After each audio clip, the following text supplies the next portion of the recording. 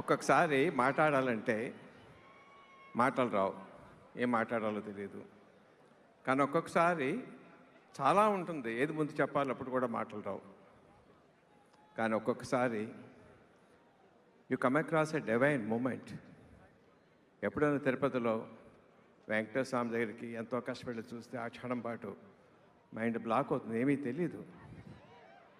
ఒక్కొక్కసారి అనుకోకుండా హిమాలయ పర్వతాలు చూస్తే అదే అనుభూతి వస్తుంది. సకృతిగా జీవితంలో కొంతమందికి దొరుకుతుంది అనుభూతి.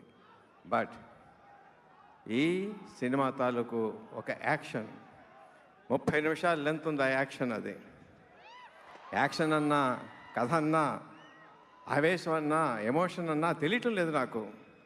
అలా చూస్తూ ఉండిపోయాను. మహేష్ బాబు తాలూకు విశ్వరూపం దాంట్లో ఒక క్షణం కాదు, 2 క్షణాలు కాదు. అదా డబ్బింగ్ లేదు, వెనకాల సీజీ లేదు, రీ రికార్డింగ్ లేదు. అయినా సరే మంత్రముగ్ధులు చేసి కట్టి పడేసింది అది నన్ను.